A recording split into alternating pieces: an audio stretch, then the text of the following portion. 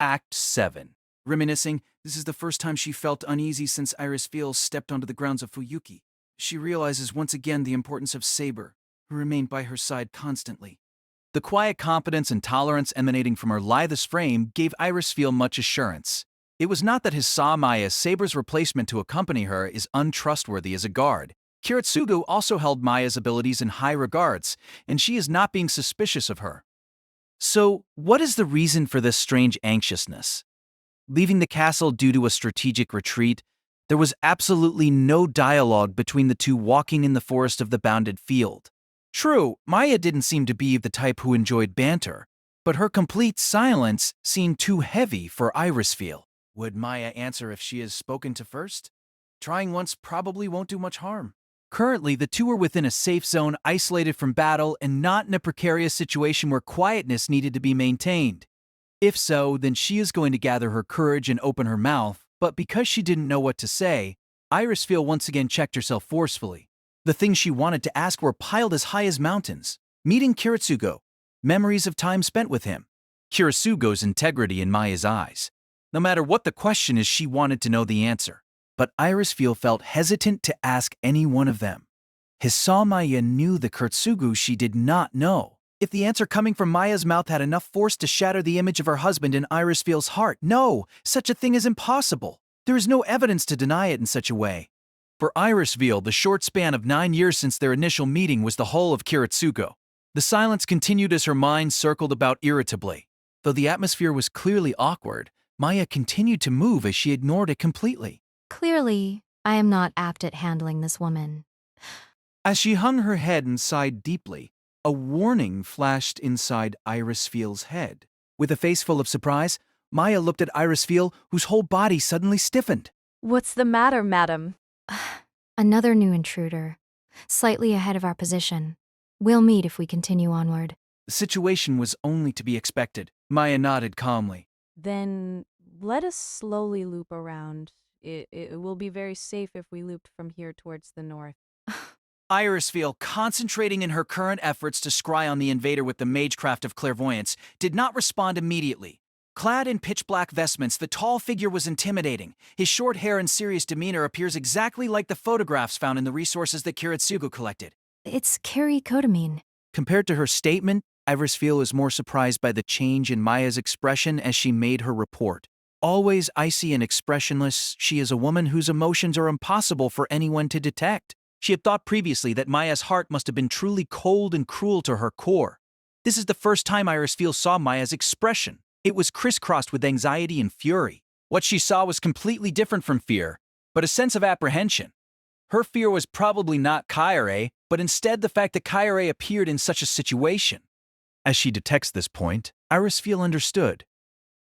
Though the process was brusque, Iris Veal, however, finally understood the mind of Hisa Maya. Miss Maya, the orders you accepted from Kiritsugu is to ensure my safety, correct?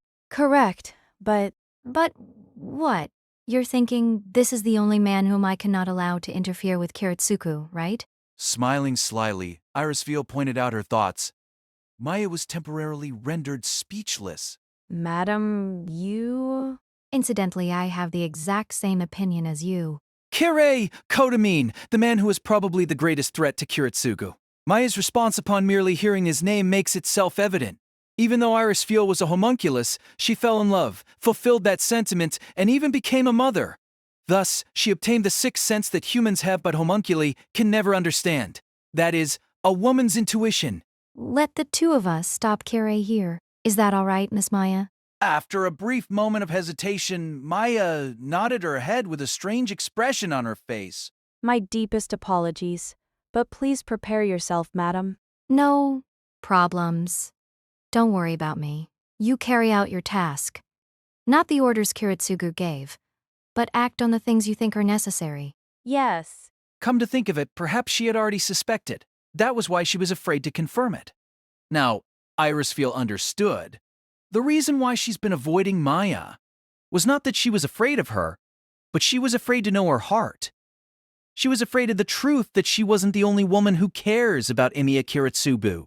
Iris Veal cannot help but to laugh in the exultation that came with the approaching deathmatch. Pulling out her calico submachine gun, Maya gave her a glance of surprise. What's the matter? The human heart is truly an amazing thing. Gambling her life for Kiritugo, the fact that there is another woman with such determination other than herself, clearly the answer is supposed to be shocking. However, now, such a truth made her feel infinitely at ease. Within half a breath, he ducked and dodged a hailstorm of bullets, which howled above his head like thunder. Sometimes, even veterans of many battles would lose morale and judgment capabilities when surprised by a machine gun. However, such events are mere exceptions to the executioners of the Holy Church. Kyrie didn't even break a sweat as he analyzed the situation calmly. There is a single opponent present. Judging from the sound of gunfire, it was a submachine gun with a barrel width under 9 millimeters. Because the handgun bullets lacked the ability to penetrate tree trunks, its threat level was significantly lower than that of the sniper rifle in the forest.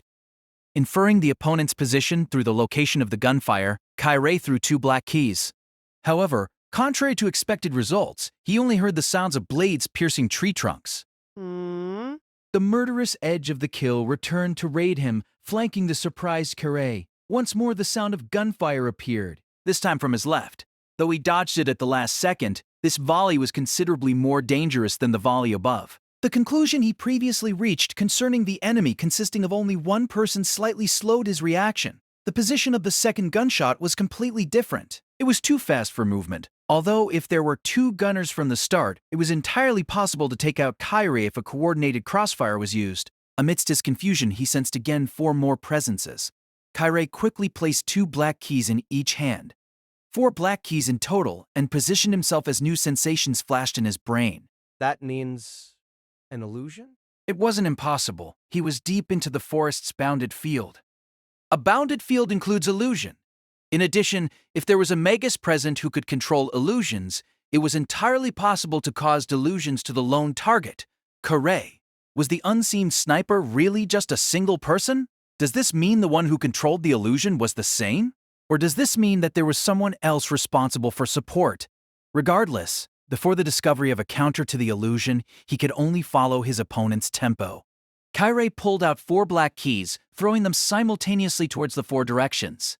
Dash, as anticipated, there was no sign of contact anywhere. Kyrie, annoyed at the fruitless endeavor, exhibited his frustration.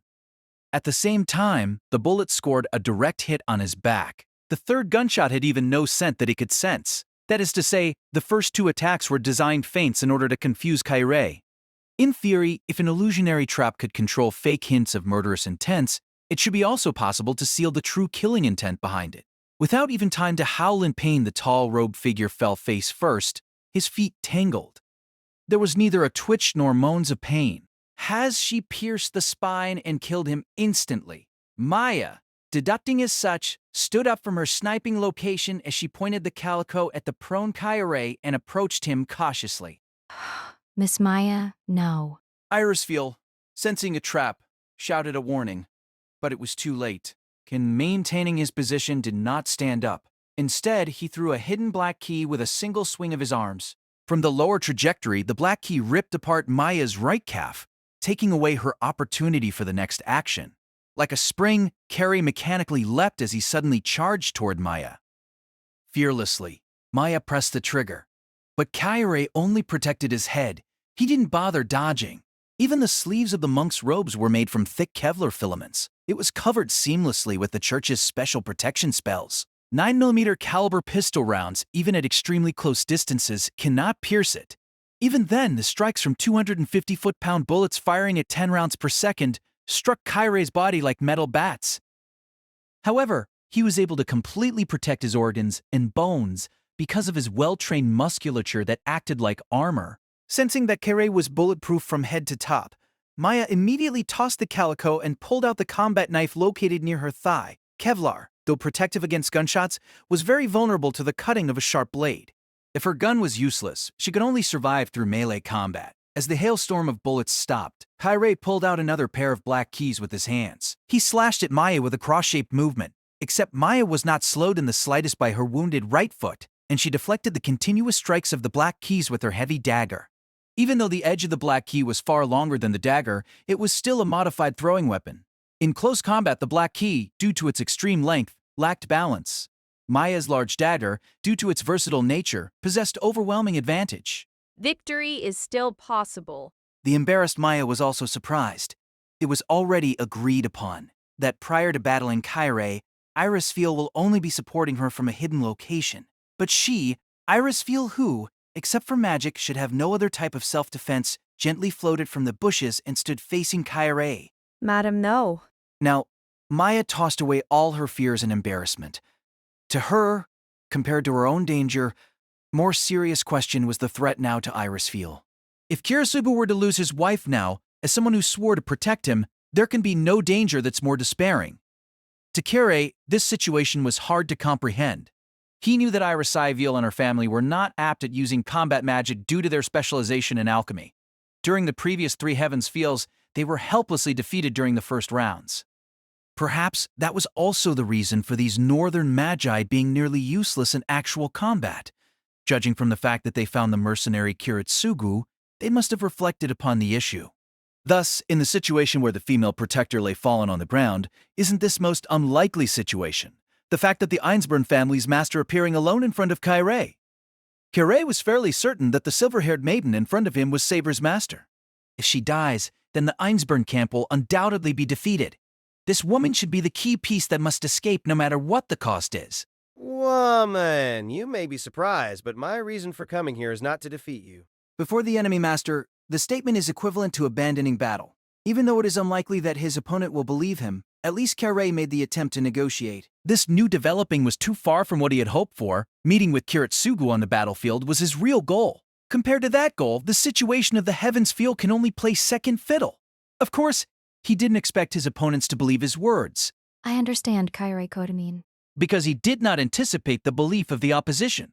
The silver-haired maiden's reply only made Kyrie more confused. I know why you're here. Although, this is not negotiable. You cannot reach Kiritsugru. We will stop you. Here. To Irisfeel, it was a good thing that the exorcist looked confused. The opponent clearly underestimated her, and his carelessness was her chance at victory. Perhaps he knew the specialty behind Einsborn's magic and figured out that she was not a combat magician. Irisfeel pulled out the secret weapon hidden in her large sleeves. At first glance, it was no magic, but rather an unreliable item. A soft and thin metallic bouquet of wires dangled lightly between her fingers. Madam, this man is an executor, an expert magus hunter. This is not an opponent that can be faced with only magic. Maya, suppressing her pain, screamed on the ground. In response, Irisfeel only smiled quietly. What I learned from Kiritsugu isn't limited to operating a car. As Maya watched speechlessly and Kyrie observed in surprise, Irisfeel poured mana into the metallic threads. The thin threads became unraveled and moved between Irisfeel hands like a living organism. Kyrie's understanding was half correct. The Einsborn family possessed magic that was designed to forge, create, and more importantly, use matter. Kiritsugu could not have taught her any offensive magic. Originally, if one went solely by magical ability, Irisfeel was far superior to her husband. Thus, Kiritsugu could not have taught her magic. What he taught her was not how the homunculus lived. Rather, it was to use tears, laughter, joy, and anger to sing about life, the meaning of the term to live. In addition, he also taught her the determining to live on. Kyrie's understanding was also half wrong. Irisfeel already had a method of turning her magic into offensive purposes as a battle state. It was something she learned from her husband, who always lived for battle. If she was to live on with him, she must face the test of survival one day. Thus, she will also need to face battle. Shapus Laven. Through 2 small chants weaving the magic in one breath, the control of metallic shapes was Irisfeel's true skill. The secret was peerless. The silvery thread crisscrossed as it drew into complex shapes. It crisscrossed, combined, like a weaved piece of art as it took on a complex solid shape, possessing fierce wings and beaks and sharp claws. Using a giant eagle as base, it appeared as an intricate silvery work of art. No, wait, this was not a mere framework. Ki! Like the sound of a metallic blade scratching, the eagle made out of silver thread screeched and flew from Irisfeel's hands. It was created by an alchemy using homunculus on the spot. It was a weapon given life by Irisfeel, whose fate hangs in the balance. The bullet-like flight far surpassed Kairei's imagination. Surprised, he dodged the attack, but the razor-sharp beak still brushed past his nose. As the first strike missed, the silver thread eagle started to circle above Kairei's head. This time, both claws dashed downward. The target was Kairei's face. Although, for an executor, this battle was not simply defensive. Fearless of the sharpness of those claws, he struck at the eagle with a powerful strike from his fist. The sharply descending eagle could not change its flight path. The fist landed a clear blow on the abdomen of the eagle. Yet, Kairei was the one who was surprised. As the eagle was struck by his fist, it changed into shapeless silver thread and wrapped around his right fist like vines. Immediately, he pulled with his left hand, but the silver thread also trapped the other one. Only moments ago, the silver thread flew with an eagle's shape in the air, but now, like handcuffs, it tightly trapped Kairei's hands. Yet, as an executor, Kairei has fought countless magi to the death. Only grunting lightly, he charged towards Irisfiel. It didn't matter if his hands were trapped. As long as he delivered a kick up close, the battle would be decided. Too naive. Irisfiel scolded as she poured more mana into the silver threads. Not even Kairei can hold out this time. As he lost his balance, the silver threads wrapped around the tree tightly and pulled Kairei towards it. Finally, it bound him firmly towards the tree trunk. The grown tree was more than 30 centimeters thick. Even if Kairei wanted to use his outrageous strength, it was impossible for him to break or uproot the tree. At last, he was completely immobile. And even then, Irisfiel was the one who steadily lost her advantage underneath Kairei's strength. In theory, Kairei's hand should have been overpowered by the pressure generated by the silver thread. Yet his muscles were trained to the point where they appeared steel-like, and they were powerful beyond all belief. Her silvery thread almost broke as they struggled underneath the saturated state of near collapse. In order to keep it tight and to prevent the metal from breaking, she must constantly use her mana to maintain it. Hurry. The key to victory was the still prone Maya.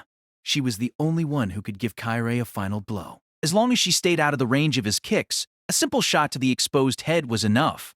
For Kairei, it was impossible for him to cover his head with his sleeves like before. As she received a momentary respite, the injured Maya recovered sensation in her hands and feet. Moaning in pain from her broken ribs, she moved slowly to the abandoned calico. Victory or defeat is a battle of willpower measured by seconds. Even though she clenched her teeth in pain from the magical backlash, Irisfiel still encouraged herself. Maya picking up the gun to fire. As long as she can keep the thread's strength to that point, it would be good. Then, they could eliminate Kirei Kutomani, the greatest threat to Kiritsugu. It could be said that the two women still mistakenly underestimated the terror that is the executor of the church. With no knowledge of Chinese kung fu, Irisfiel thought that it was only necessary to bind Kirei's hands to render him helpless. It was not her fault that she only thought like that. However, for someone who managed to reach the level of training such as Kaie, the entire body is a weapon. For example, if he only planted both feet on the ground, the deafening sound rendered Irisfiel speechless. The tree trunk shook erratically, as if struck by a full-powered fist. That means a sound she was hearing. Only someone using his full strength to strike at the center of the tree could make that sort of sound. The clear strike sounded again. This time, she started to doubt her ears. She heard a chilling sound of breakage. She could not see the situation, but Irisfiel understood through the touch of her silver thread. The tree trunk that bound Kirei had large cracks in it. The cracks were next to the part where the silver thread wrapped around, the spot directly below Kirei's hands. Kairei, with the back of his hands pressing against the bark, was striking at the tree trunk with all of his strength. Irisfiel could not have known, but the strength from a martial arts master is not merely produced from the wrist. From the strength of the feet on the ground, the turning of the back, and the twisting of shoulders, it was possible to instantaneously release a burst of power in the fists. To an expert in this phenomenon, the strength of the arm was insignificant in comparison to the power of the whole body. If it was necessary, one can press the fist next to the target and strike simply by virtue of the force coming from outside of the arm. This is known as the hidden technique of explosive force. The sound of the third strike shook the forest. In comparison to the time before, this was much stronger. The tree trunk groaned one last time as the broken fibers broke with loud cracks. As the supporting point of the silvery thread, the trunk collapsed. Grabbing the thread with both of his hands, Kairei nonchalantly escaped the silvery ring at the point of collapse and pulled the thread apart link by link. Irisfiel knelt instantly as she felt the powerful backlash from the breaking of her magic. Calmly stepping forward in the manner of a victorious conqueror, Kyrie looked into the despairing eyes of the two women and strode to the calico, easily crushing its wooden frame with his hammer-like feet. Bastard. Still not being able to stand back up, prostrate, Maya moaned viciously. After throwing at her an extremely bored glance, with the tip of his foot, Kyrie casually kicked her at the stomach, as if sobbing convulsively. The battlefield of the heroic spirits had already turned into a swamp full of filthy mud. The horde of alien demonic monsters, which appeared endlessly regardless of how many were slaughtered, piled into mountains of corpses. The spraying innards and bodily fluids mixed, was kicked and stirred by two pairs of feet, and formed a chaos even more terrifying than hell itself. More rancid than the stench of rot, the smell of the demonic monster's internal organs was thick as mist, and filled the air, just like lethal poisonous gas. Living humans will probably die from lung corrosion just from inhaling. By now, the number of enemies cut down by Saber and Lancer had long surpassed 500. To make no progress at all for this long, this is a surprise beyond amazement. Although Lancer had yet to show signs of tiredness, his muttering was full of bitterness. The tide of battle cannot be determined. Despite facing the might of 2 Knight-class servants, the number of alien demons still didn't decrease, being summoned again and again to fill the gaps in the encircling horde. It's that grimoire, Lancer. As long as his noble phantasm is here, this situation won't change. I see, so that's what it is.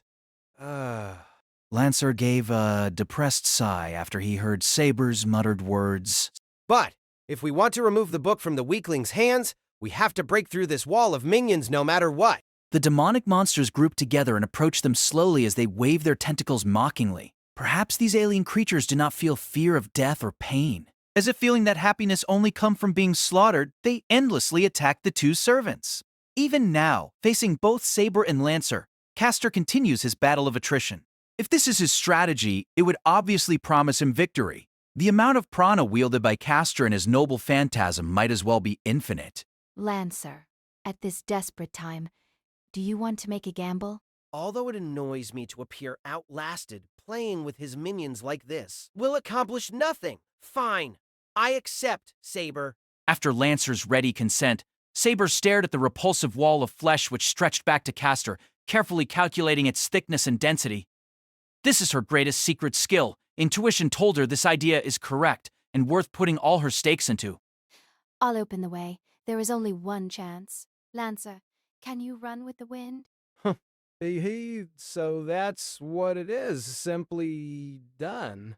Despite Saber's puzzling words, Lancer nodded with a smile. Although it was only once, they were enemies who fought with their lives on the line. Both of them have etched into their memory all the secret techniques the other used. Even without an explanation, Lancer could understand the skills and intentions of Servant Saber. What are you quietly mumbling about? Your dying prayers, perhaps. Shaw mocked the 2 servants calmly and evenly. Right now, it wasn't him who was fighting Saber and Lancer, but his noble phantasm, Pralani's spellbook. Castor was like the audience observing the battle from outside the ring. For him to elegantly and composedly taunt his opponents and get on their nerves is enough to be considered an attack. Feel the terror. Feel the despair! There is a limit to the difference in numbers that brute force can overcome. Ha ha ha! It's humiliating, isn't it? To be crushed and suffocated by these ignoble, nameless evils. For heroes, there is nothing more humiliating than this. Even awashed by her opponent's joyful scorn, Saber, emotionless and unfaltering, merely wielded the sword in her right hand with a decisive and calm expression. Those unwavering eyes were only staring at the victory that must be obtained. Now, that beautiful face. Now, twist in agony for me, Jean. The horde of demonic monsters roared together. They surged towards the center of their ring for the kill as they made alien strange sounds, indistinguishable as joy or hatred. Now it would be the time to decide who will become the victor. With a loud voice, the King of Knights commanded the noble holy sword. Strike air. In the middle of the whirling air, the resplendent brilliance of gold shone through. The sheath of super high-pressured air that protected the holy sword was released from the bondage of the invisible barrier, bellowing forth like a savage dragon's roar. The secret sword technique that guaranteed the kill. It is a different way to use the noble phantasm invisible air. Last night in the battle against Lancer, she released this extreme air pressure to accelerate quickly. If it was released towards the enemy, it would become a tempest, a crushing hammer that blows away entire armies. Thoughtlessly packed together, the demonic beasts took the blow all the harder. The super high-pressure tempest, compacted like a solid force, smashed the demonic monsters to smithereens, mixing the minced flesh together with gravel and broken wood. It was as if an invisible giant hand swept across the entire earth and opened up a dead straight path. The instant they were blown apart by the air pressure, a perfect hole appeared in the demonic monsters' ranks. The destructive power of strike air was countered by the many layers of demonic monsters, reduced to a strong gust of wind that merely blew at the ends of Castor's robe when it reached him. The penetrated gap would serve as a path. However, against the density of the demonic monsters summoned, it could only count as a temporary opening that could be sealed off immediately. What? Even so, Castor still made a sound of shock. It wasn't just the blow of wind which penetrated the ranks. When objects move extremely quickly in the atmosphere, they are capable of tearing apart the air in front of them while leaving a vacuum behind. Of course, that vacuum would draw in the surrounding air and become a surge that follows the object which passed through it. There are techniques in auto racing that allow cars to follow right behind the car in front of it, using that slipstream to accelerate faster. The air pressure resulting from the release of Saber's invisible air triggered a similar phenomenon. It created a vacuum behind the passing gale at the same time it destroyed the army of demonic monsters and prepared a point of inrushing air. Then, the one who sprang into this converging surge without hesitation was the one who was waiting for this one-strike lancer. Come, prepare yourself. It was an ultimate skill that not only demanded superhuman physique, but complete synchronization with his partner. However, Lancer achieved this miraculous combination with watching his enemy Saber using the secret sword of wind for just once. With one leap, Lancer passed through the passage twirling with gales of blood and flesh, like a swallow that tucked in its feathered wings by its side as it chased the wind. When his feet once again touched earth, he was barely 10 strides away from Castor, with no obstructing barriers between them. I have you, Castor. The demonic monsters that turned around due to their master's crisis stretched their tentacles together towards Lancer's back. But Lancer didn't turn back. He brandished the short spear in his left hand behind him like a windmill to cut down the pursuing attacks, while he turned half his body and approached Castor with the long spear in his right hand extended. He was just short of the killing blow. The long spear's strike only resulted in the tip cutting slightly into the surface and didn't make a serious tear. But the noble phantasm in the enchanting spearman's hand was such a weapon that would decide the victor on the battlefield even with such a slight touch. Ga-dirg. His growl was followed by a crimson stab. The tip of the spear did not touch Castor's fragile body, but the cover of the grimoire in his hand. That is the red spearhead which once penetrated Saber's invisible air and canceled out her magical armor. It is a fatal noble phantasm killer, capable of severing all ties of prana. For Castor, who completely relied on the mighty power of the grimoire to summon demonic monsters to manipulate, it was a decisive blow equal to a checkmate. Boom! A sound akin to waves breaking against rocks beside the sea echoed in the forest. The countless alien demonic monsters on the ground all liquefied in the blink of an eye. The demonic monsters, which were originally created from the flesh and blood of the sacrifices, changed back into blood and scattered away. They lost the power to materialize into being the moment the prana supply from Prelati's spellbook was terminated. Within the rapidly retreating Castor's hands, the grimoire immediately activated its ability as a prana furnace and quickly regenerated the damaged cover. The prana was only cut off during the brief moment when Ga-Dirk's blade was in contact with the grimoire. The spear had no power to damage the noble phantasm itself. However, once cancelled, the magecraft can't be salvaged. Even if he wanted to repeat the summoning spell, Saber and Lancer's holy sword and twin spears wouldn't give him the time either. You bastard, bastard, bastard, bastard, bastard, bastard, bastard, bastard, bastard, bastard, bastard, bastard, darded. Faced with such a desperate situation, Castor's expression twisted until his eyes were rolled to the back of his head and he raged while foaming around the mouth. Lancer nonchalantly gave the smile of a rascal that he was born with. How was that, now that Saber's taken back her left hand? This is something that can be done with just lifting her little finger. But Saber wasn't in the mood to joke like Lancer. Until the moment victory is decided, the only thing that echoed in her mind were the final screams and tears that the children gave out as they were torn apart and cruelly slaughtered. You had better prepare yourself, heretic. The King of Knights muttered in a quiet sound of anger as she lifted the golden holy sword with her right hand. The sword tip was pointed straight towards Castor. Seems like the enemy still hasn't given up. So that's how it is. He had wounded Kaneth once, so there should still be a chance of victory if the same luck decided to grace him again.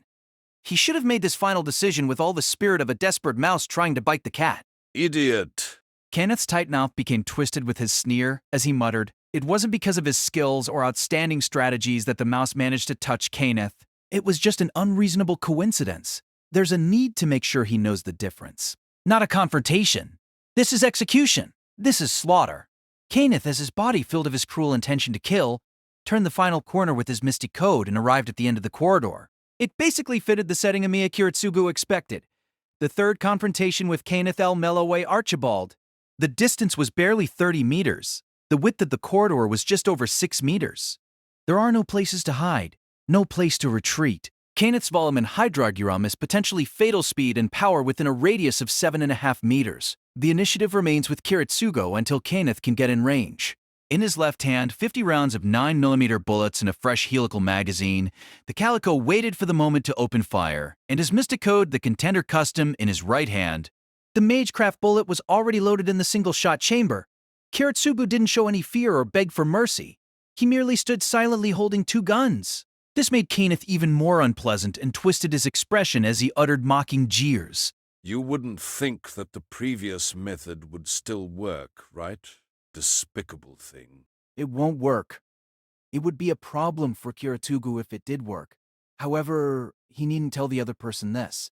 He needed to have Kenneth think that Kiritsugu is stupid enough to repeat the exact same attack. I won't just simply kill you. I'll only heal your lungs and heart to make them revive. Then I'll slowly deal with you starting from your toes. Die in regret, in pain, in despair, and curse when you die. Curse the cowardice of your employer, the Einsburn master who humiliated the Holy Grail War.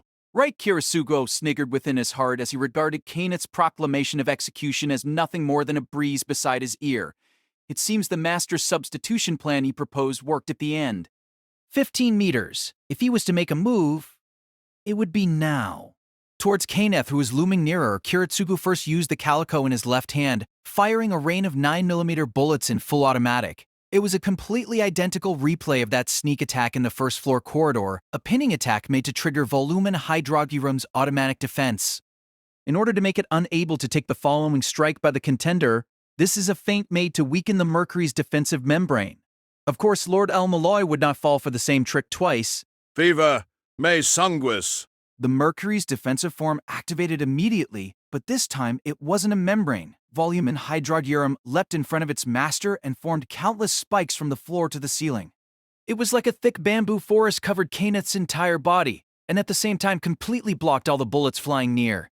There's no need to use a membrane as defense if he wasn't facing an attack such as flames or mist. Things such as bullets would become harmless as long as it is not allowed to move in a straight line. Thus, using only columns to defend would be enough. Of course, the prana needed to expand the Mercury into a mountain of swords isn't even comparable to that used to form a membrane. Every single spike, twirled as thin as a steel wire, had to be equipped with all the strength and malleability to deflect bullets. The automatic defense this time was completed using all the prana Kenneth had in his possession. The inherited magic crests of the Archibald family on his shoulders circulated to its ultimate limit, creating extraordinary pain to the practitioner. It could be said that the defense this time was the true impregnable fortress. The bullets, hindered by the silver mountain of swords, bounced back and forth in the gaps between the numerous spikes, making raucous metallic noises. Finally, they lost all power and dropped to the ground.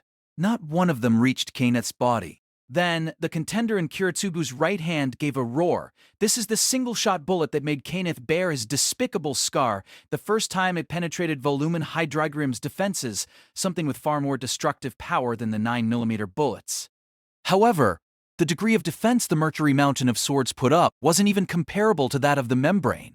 All the spikes closed up together like a Venus flytrap the instant before the killing move touched the Mercury spikes and surrounded the bullet. The thick cluster-thin spikes became a single giant column in the blink of an eye, completely sealing off the .3006 Springfield bullet. Volumen Hydrargyrum, made to interchange forms freely, showed what marvels it can do. The immaculate skill that controlled the magecraft of fluidics to such perfection should indeed be the epitome of this unparalleled craft, fully worthy of the prestigious name of the Archibald House. The moment he beautifully completed this magecraft, he devoted all his skills in. Lord El Malloy's destiny also came to its end. Even a master and a servant, whom had made a contract, have to use communication techniques such as speech to establish a connection between them when they are far away from each other. But if the two of them are connected with the bondage of the command seal, then one party would quickly detect a disturbance in the other's scent if the other is in a life-threatening crisis. Therefore, Kaneth's dire situation swiftly passed to Lancer, who was still in the forest. What? Lancer suddenly turned to gaze at the direction of the Einsburn castle, straight after he destroyed Castor's army of demonic monsters, just when he was prepared to finish off their nemesis with Saber. For the first time, Lancer realized the fact that his master, whom he thought was observing his battle behind the front line, had already entered the enemy formation and undertook another battle. Lancer's momentary wavering was a God-sent opening for the desperate Castor. Within Castor's hand, having already finished regenerating, Prelati's spellbook throbbed with torrents of prana. Of course, Saber wouldn't stand aside and leave the Magnus's spells alone. Futile struggles. Saber wielded her holy sword with her right hand and rushed forward, trying to defeat the enemy before he could complete his incantation. But Castor wasn't foolish enough to pronounce incantations in front of a blade. He didn't speak even one syllable of incantations, just chaotically let out the surge of prana that the noble phantasm produced. Although the previous summoning magecraft was nullified, the pools of blood that stained the ground were still connected to the prana. The uncontrollable prana that spurred out flowed into that mesh of blood, but finally scattered apart without forming any shapes. Coup! Her sight was blocked off before she got close enough to strike. Even Saber didn't take a rash move and stopped her steps. Castor didn't intend to complete the spell to begin with, but forcibly activated a magecraft that was bound to fail. That would be enough in this situation. The blood that didn't form any summoned monsters immediately boiled and evaporated due to the saturated prana in them, spreading out in all directions as a fog. This is an imprudent skill that could only be used with the enormous amount of prana provided by a noble phantasm. What he expected was a blinding mist. Even Castor, overloaded with confidence, deducted that it would be impossible to reverse the situation and arrive at victory at this state. The Maga servant quickly removed materialization in the time, while the bloody mist covered Saber and Lancer's sight. Faced with two of the three knight classes, he didn't even get to leave a word behind. Swallowing his anger and humiliation, Castor rapidly left the battlefield in spiritual form. Luckily for Castor, Saber doesn't have the ability to turn into spirit form and chase him. Lancer, who has that ability, could not chase him due to his master's crisis. Bastard! What unbelievable cowardice! Saber muttered in anger as she recalled invisible air from the surrounding atmosphere. The refreshing wind immediately blew in from all direction and scattered the filth of the blood mist. When the two servants regained their field of sight and invisible air was recalled to once again conceal the holy sword's form, even Castor's spiritual aura had disappeared, not to mention his physical figure. Lancer? What's wrong? Regarding the fact that Lancer could easily have chased their enemy but instead let Castor escape, Saber didn't heckle him but just questioned calmly. It was obvious that something happened based on his changed expression. My lord is in trouble. Looks like he left me and attacked your headquarters. Lancer explained hesitantly. Saber also figured what had probably happened and displayed a dejected expression. Then, everything did happen according to Kiritsugu's plans. It wasn't what she wanted. It wasn't that she wanted to completely deny the tactic of deception. But the cruel trap that Kiritsugu set is an existence that cannot coexist with the King of Knights' belief of standing stoically in the battlefield no matter what happens. It must be my master's work. Lancer, you should hurry. Go save your lord. The spearman was at first dumbfounded at Saber's unhesitating urging, but then bowed his head deeply in thanks. For Saber, this decision was the same as going against her own lord. Retain Lancer here so his master can be killed would be the reasonable choice made to win the Holy Grail War. But if we continue on this train of thought, then there was no need for Lancer to fight Castor to save Saber from her crisis. He didn't think of himself as stupid then. Therefore, he wouldn't think of Saber, who let him go on his way, as foolish now. I am in your debt, King of Knights. It's all right. We swore to have a duel between knights. Let's hold on to that glory till the end. Lancer nodded briefly, then disappeared into spirit form. Just like that, he galloped towards the castle in the depth of the forest as a whirl of wind. Unhesitatingly, Kiritsugu held up the calico and took aim, firing repeatedly towards Kaneth, but the bullet emitted sparks in the empty air and sprayed in all directions and disappeared. It was the twin spears of red and yellow that performed movements too fast for eyes to see. Facing Lancer, who materialized on a position set to protect Kaneth, Kiritsugu was gobsmacked. Stopped by the enemy's servant at this time. This was definitely unexpected. Originally, Kiritsugu thought that Saber intercepted Lancer, based on the fact that Kenneth entered the castle alone. But if so, then how did the spearman get past the King of Knights? If Saber was defeated, Kiritsugu would have confirmed that the recipient of his prana had disappeared. However, Kiritsugu's prana was definitely still being absorbed by Saber, who still existed somewhere. His servant was wholesome without a doubt. Then, there's only one conclusion. He could only deduce that Saber voluntarily stepped out of Lancer's way. Lancer stared at Kiritsugu, who was mentally wavering, with a look as cold as ice. He shifted both spears into his right hand, emptying out his left hand to scoop up Kenneth's body. Kiritsugu didn't rashly attack this apparently defenseless move.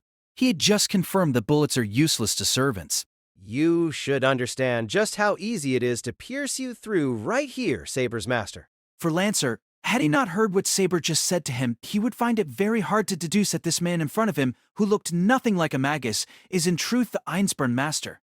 However, he knew his Lord Kenneth's strength. If he managed to break through Lord O'Malloy's magecraft, there are no grounds left for suspicion. However, no, just because of that, Lancer's spear tip didn't point towards Kiritsugu.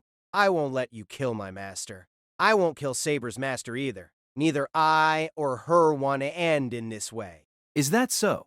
Kiritsugu once again regretted the conflicting personalities between himself and his contracted servant. Never forget, the only reason that your life is spared now is the King of Knights' nobility. Lancer declared this to Kiritsugu, his tone carrying a cool sarcasm. Then he took up Kenneth and leapt out of the castle, using his torso to break the glass window. Kiritsugu wasn't as foolish as to chase them. Just like Lancer said, that would be a completely suicidal move. Since Saber wasn't here, there was nothing Kiritsugu could do. No, even if Saber is beside him, would Kiritsugu entrust this to her? Although Lancer, the heroic spirit Darmoid, is also naive, it was Saber's idiotic chivalry which rivaled Lancer, which completely exceeded Kiritsugu's capacity of comprehension. Her mind probably believed very firmly that Lancer would not kill Kiritsugu. There must be something wrong with her. How could the King of Knights do such a thing like permitting her own master to be exposed to the enemy's servant alone? If Lancer decided to go back on his word, then her Holy Grail War would end right there. Even if that spearman had no such thoughts, if Kenneth remained conscious, he could have used a command seal to demand it of him. Didn't she even think of such a possibility? Kiritsugu contemplated this appropriately and lit the cigarette in his mouth. How ironic. A heroic spirit who single-handedly created an extremely foolish trust with an enemy servant while she had great estrangements with her own master. It looked like he should have chosen his servant more carefully after all. Only then did Kiritsugu feel this failure with a pang, and puffed out the hazy smoke with a sigh. Woman, I will ask you a question, said Kotamine Kare with a deep voice as he slowly walked towards the woman who, standing helplessly aside, had no ways of resistance left. The black-haired woman who served as her bodyguard, lying on the ground like a rag doll and already implacably beaten by him, was no longer a threat. Both of you seem to have challenged me in order to protect Kiritsugu. Whose intention is that? Kei used one hand to grasp and softly raise the silent Einsburn's homunculus. Her statue-like, demure and beautiful face was torn apart by the grief inside her. I'll ask once again. Woman, under whose orders you two fought me? Kairi was really interested in this question's answer. Who was the person who set such a pointless obstacle in his path to Kiritsugu? That truth is very important for him. In that case, it really was like what he and Tokiomi had known from the very beginning. Amiya Kiritsugu was indeed Saber's master, and these women were merely his pawns. Now, the troublesome part. If it was Kiritsugu who commanded these women to fight him, then he would have underestimated him. These women, as adversaries, were defeated by him without much effort. There was also the possibility that someone else had ordered this. The main goal for the Einsburn was to conceal Kiritsugu as a master. For this purpose, they would sacrifice anything. They were probably willing to sacrifice lives just to gain some time. Still, every possibility led to this one question. Kairi carefully looked again at the face of the silver-haired girl who was gasping for oxygen. It was a doll-like face, too beautiful and well-crafted. Her red pupils were like rubies. She was exactly like the portrait of the Lady of Winter, Lislai Justitia von Einsburn, that was passed down through the ages. This homunculus wasn't a master, but she still participated in the Holy Grail War. So she should be the marionette with the responsibility of being the Grail vessel. Then she should be a being of great importance in the final stages of the Holy Grail War. To send such a pawn to the front line of the war, and expose her in midst of danger, it's definitely not a foolish move made by amateurs due to a lack of manpower. Suddenly, Carey felt a strange sense of weight on the tip of his toes and looked down. Carey didn't notice it until now, because it was something so subtle and not worthy of notice. The weak, painful gasps that started from the ground were now beside Carey's feet without him knowing it. With the body full of wounds, the black-haired woman stretched out a trembling hand and caught Carey's right leg. Even though her grip was very weak, it was probably all the strength she has left in her body. Even if she had no strength to stand up or to clench her fists, those dim eyes were nonetheless burning with hatred and fixed upon Carey unwaveringly. Carey, without a word, lifted his foot and trampled down mercilessly upon the chest of the woman with broken ribs. The woman who can't even wail didn't let out a sound of pain, just a tragic gulping sound produced by the air squeezed out from her lungs. Even so, the woman didn't let her hands go. As if she was driven by the current, firmly attached to a trunk, her weak hands grasped Carey's arm, but she kept staring at Carey with an expression of hatred. Carey moved his gaze back and lifted up his gaze towards the silver-haired woman lifted in midair. The homunculus, although muffled and twisting her painful body, had no terror reflected in her face. If so, it's nothing special. If it's merely an imitation of humans, it's natural that it hasn't any feelings as fear towards the death or pain, but it doesn't seem like that.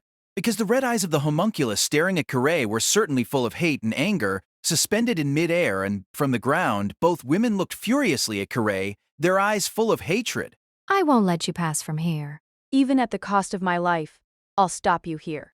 Neither of the women answered Carey's question. Who could have been the one who ordered them to attack Carey? No matter how the problem is looked at, there were always contradictions in the reasoning. Then Carey thought about another situation. What if these women weren't following any instructions, but actually acted accordingly to their own will, thus deciding to fight Carey? That was another possibility that couldn't be ignored. Carey suddenly felt a familiar spiritual body soundlessly arriving next to him. Assassin's words were transmitted directly to Carey's mind. Carey coolly finished listening to Assassin's report and nodded disappointedly. It was pointless to do anything there. There was no chance to confront Servant Saber face to face. Instead, even retreating and escaping safely from there was dangerous now. Now there's only one stratagem to be used. Just to stop Saber's pursuit? Carey drew from his shirt his new black keys, and without hesitation, as if tearing up cloth, casually stabbed the silver-haired homunculus's belly. That's not possible. Carey's throat made a moaning, whispering sound. Those contradictions can't be occurring. His expectations of Amiya Kiritsugu were completely overturned and accident to his intuitions. If he wanted to do so, Kiritsugu must have been solitary. He mustn't be accepted and comprehended by anyone, thus becoming the master of a soul that has been separated from the world, just like Carey. Carey threw off the growing suspicions in his heart, as if escaping from those thoughts, and gritted his teeth as he ran through the forest alone. Irisfield heard someone calling for her from far away, and dimly opened her eyes, a familiar face and golden hair, shining even more beautifully as it reflected the light. Irisfield, hang on there. Irisfield. Saber? After Irisfield confirmed that it wasn't any other person but the girl that was the King of Knights, she was completely relieved by a sense of safety and nearly collapsed again. No, keep your consciousness. I'll go call Kirisuku right away. Hang on until then. Carey, where is the enemy? Irisfield asked with a faint voice. Saber frowned regretfully as she answered. He escaped. If only I was here a bit earlier, this wouldn't have happened. And Miss Maya? Although she's also heavily wounded, they aren't life-threatening. Yours are worse. The amount of blood coming out from this. Saber stopped halfway, astounded. The blood that flowed out of Irisfield's abdominal wound until now suddenly stopped. Saber carefully rolled up the torn clothes and saw that it was all stained with blood but couldn't find any trace of the wounds on her smooth skin. Sorry, I scared you. Irisfield got up painlessly from Saber's arm that was holding her up. Her face ought to be pale, but it already regained its color. The recent wound seemed like a mere illusion. Irisfield, what's... It should be all right. Don't worry. Compared to magecraft used to heal others, healing myself is pretty easy. From the beginning, my body wasn't created as a human's body. But it's not only me who is protecting Kiritsuko, right, Miss Maya? Maya's pained expression had become serene because of being anesthetized in preparation for healing her. She hadn't regained consciousness yet, and without the usual rejecting, sinister expression on her sleeping face, She just seemed an innocent girl. She should hate her. Irisfield wasn't inhuman anymore, because her soul became one of a woman, a wife who loved a man. But now Irisfield must thank Isao Maya, because it was Maya who told Irisfield her objectives in this war. Next time we must win. We'll protect him together. After setting a new oath, Irisfield began to concentrate on healing Maya's bruised body.